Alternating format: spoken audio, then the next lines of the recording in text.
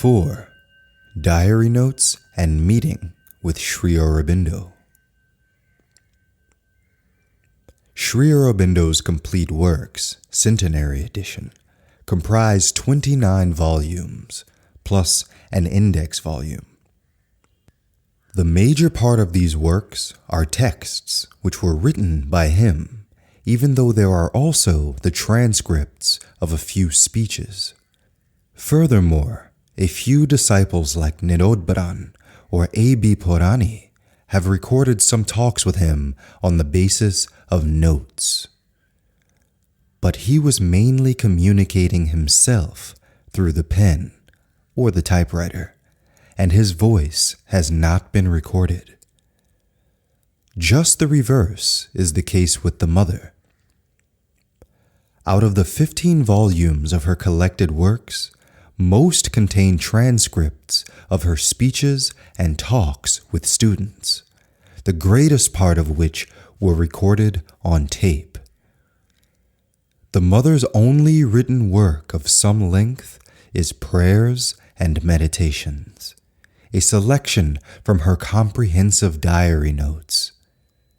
Their origin goes back to the year 1912, when she was regularly meditating in the early morning in her room at Rue Val-de-Grâce in Paris. Sitting near the window with a cashmere shawl around her shoulders, she entered into communion with the divine and noted her experiences in a diary.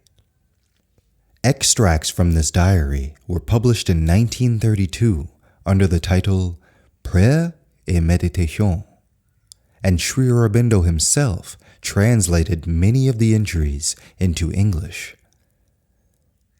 In the preface, the mother explains the purpose of this publication. The texts are meant to help those who have undertaken to achieve self-mastery, who want to find the path that leads to the divine, and those who aspire to consecrate themselves more and more completely to the divine work. A great number of quotations in this chapter will be taken from this diary. After a few years, the mother had dissolved her marriage with Henri Morrissey, and she married Paul Ricard, a well-known and well-read philosopher who was keenly interested in Eastern and Western spirituality, as well as Vedantic yoga. He also had political plans, and so in 1910, in connection with an election campaign, he came to Pondicherry, which was at that time part of French India. He also wanted to consult an advanced yogi about the symbolic meaning of the Star of David, and therefore went to see Sri Aurobindo, who was in exile outside British India. In what follows, we shall first give a short survey of Sri Aurobindo's life, which was later to merge more and more with that of the mother. Sri Aurobindo was born in Calcutta on 15th August 1872. His father was an Anglophile and sent him with his two brothers to England for education when he was 7. Sri Aurobindo spent 14 years in that country. He first stayed with an English family at Manchester. Then he joined St. Paul's School in London and later studied at King's College in Cambridge. He passed the open competition for the Indian Civil Service, but got himself disqualified by not presenting himself at the writing examination. In 1893, Sri Aurobindo returned to India, and the next 13 years he worked in Baroda in the Revenue Department and the Secretariat, then as a professor at the Baroda College, and finally as vice principal there. During this period, he studied keenly the basics of Indian culture, learnt Sanskrit, as well as some modern Indian languages, and wrote many poems. In 1905, he joined the political arena and the next year became editor of the journal Bande Mataram. In numberless inspired articles, he sought to stir up the Indian national consciousness and to further the independence movement. At Baroda in early 1908, he had the experience of nirvana, or silent Brahman. Later in the year, at Calcutta, he was arrested in a conspiracy case and detained for 1 year as an under-trial prisoner in the Alipur jail. There, he had his second decisive spiritual experience and saw God, or Krishna, present in all things and beings, moving in them and expressing himself through them. After his acquittal in 1909, he continued for a while in politics. The next year, he withdrew from the political field. Following an inner command, he sailed first to Chandanagar and later to Pondicherry, where he completely devoted himself to developing a new path of spirituality, the integral yoga. Ricard had several meetings with Sri Aurobindo, and one of his questions related to the symbolic character of the lotus. Sri Aurobindo explained that the lotus represents the opening of the consciousness to the divine. When Ricard had returned to France, he told the mother about Sri Aurobindo, and they started some correspondence. In April 1914, Sri Aurobindo wrote to a friend that the Ricards were rare examples of European yogins who had not been misled by aberrations on the spiritual path. The mother felt now irresistibly drawn towards India, the one country which she had always felt to be her true mother country. In 1914, her longing was at last fulfilled, and she could embark on a journey to Pondicherry with Paul Ricard. They left Paris on 5th March 1914, and the next day they boarded the Kagamaru, a Japanese steamer. In a diary note of March 8th, the mother describes an inner experience, an inner movement which is characteristic of her being, and points towards her future role.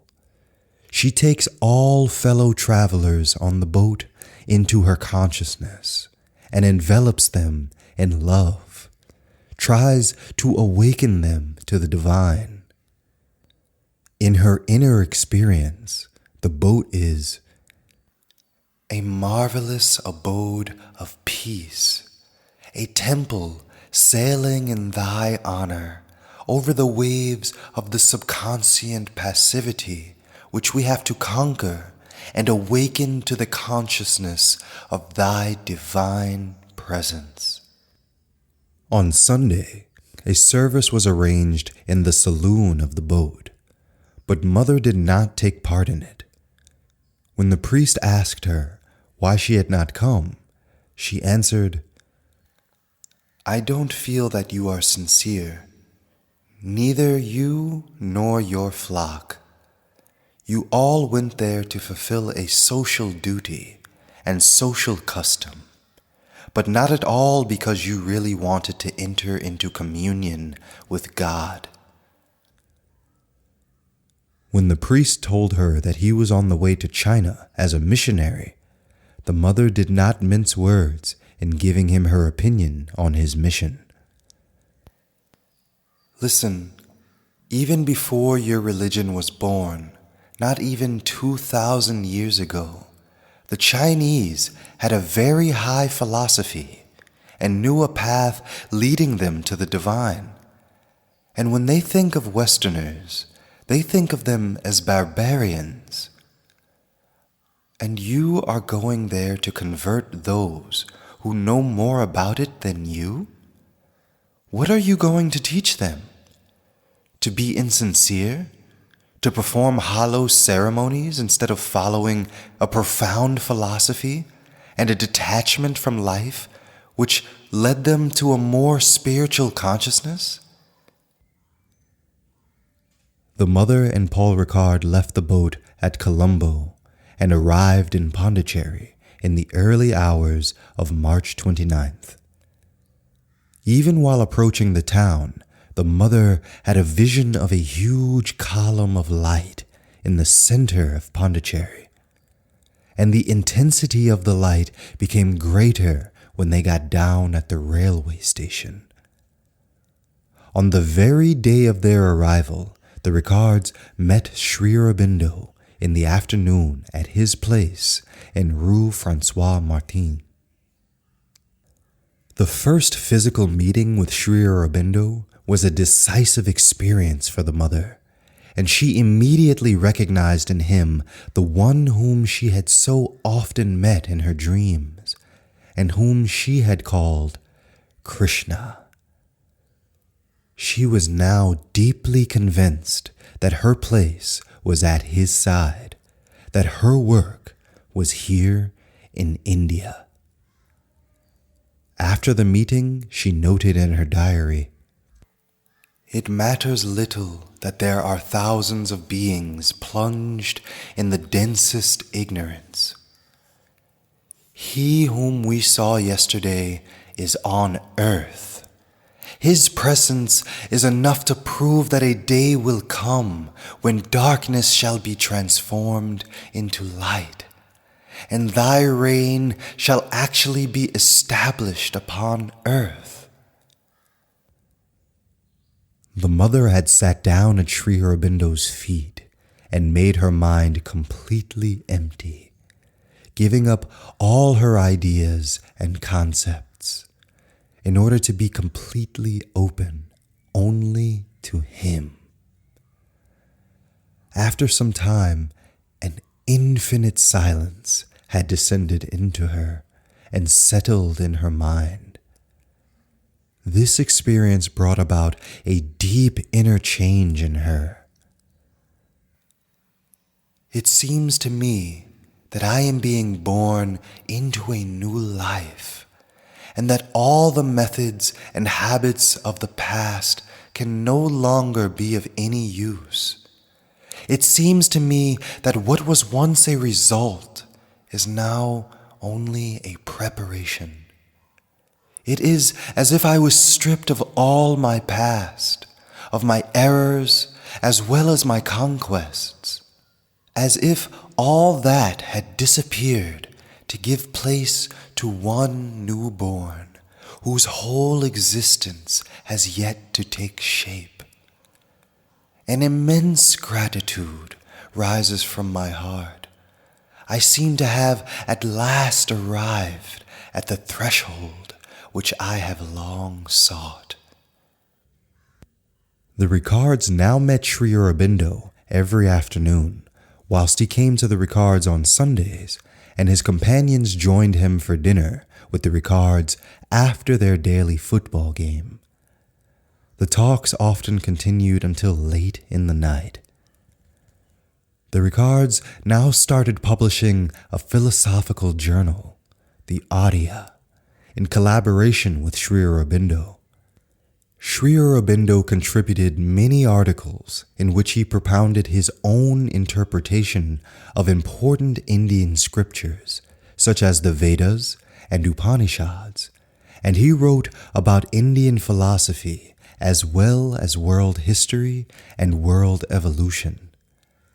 Here, he laid the foundation for some of his major works, like The Life Divine, The Synthesis of Yoga, The Secret of the Veda, The Human Cycle, etc.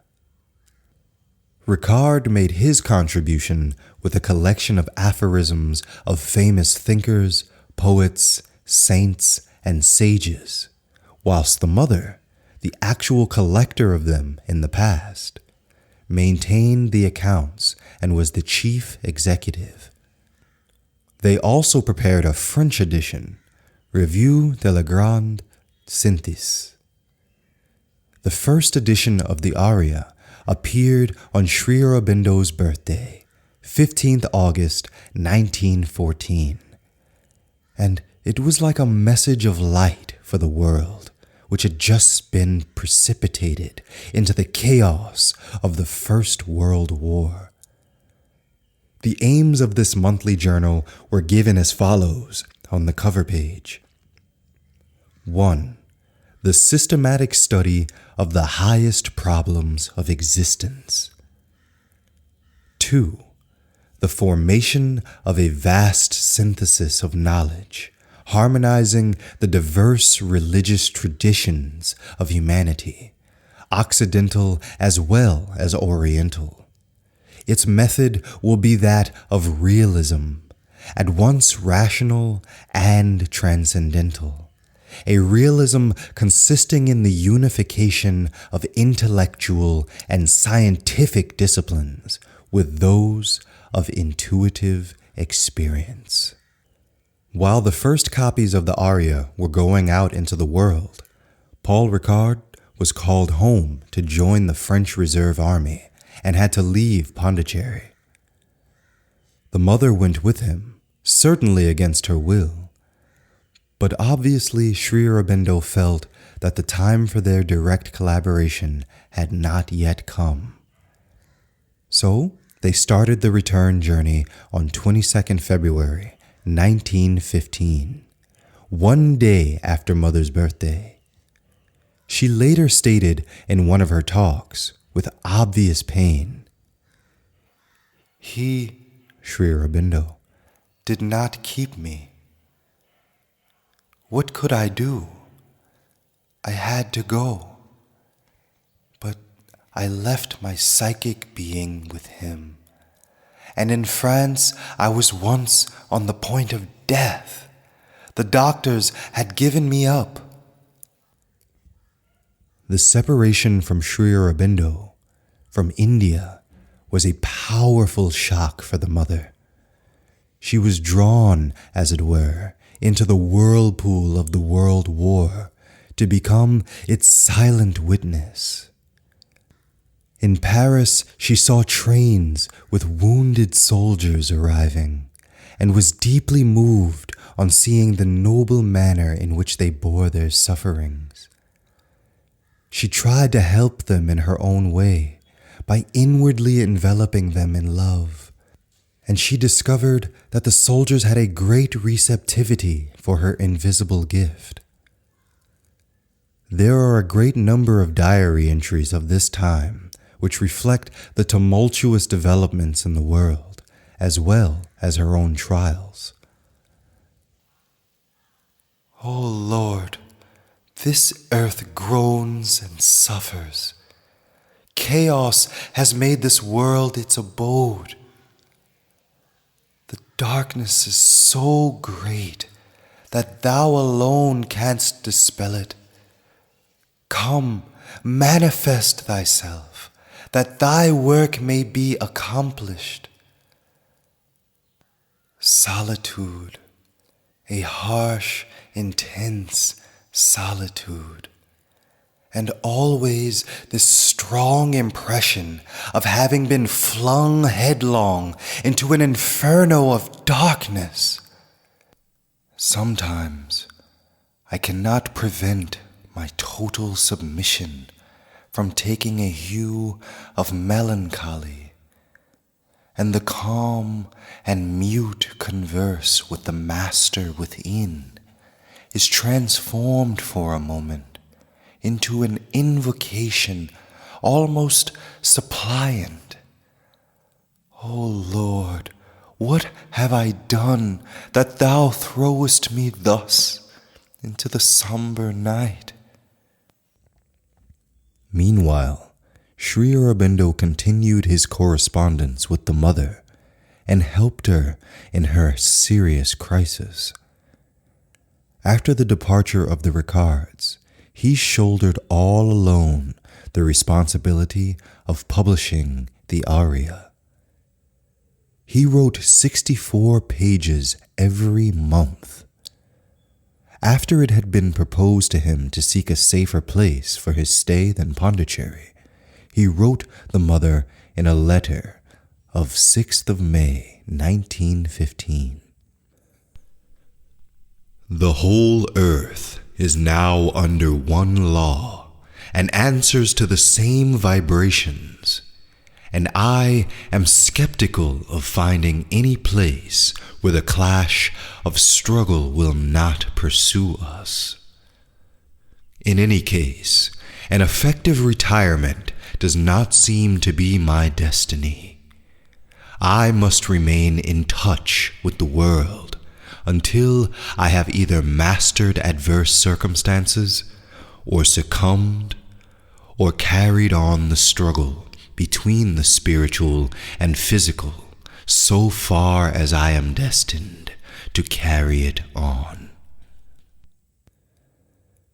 During her serious illness, the mother was staying in Lunel, and she noted in her diary on 19th April 1915 how all external circumstances were just then representing the very opposite of her ideal of a harmonious world.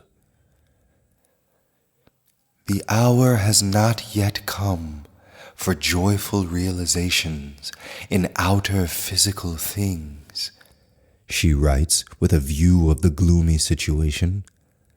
But she silently submits to her suffering and accepts it to be the will of the Lord that she has to share this experience of the complete darkness of the world, which takes her physically to the verge of death.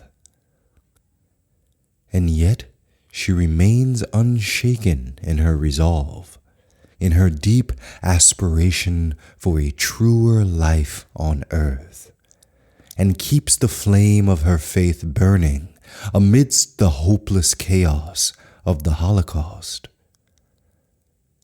Whilst her body has been put out of action by an inflammation of the nerves, she carries her work on in the inner planes which are out of reach for the clutches of death.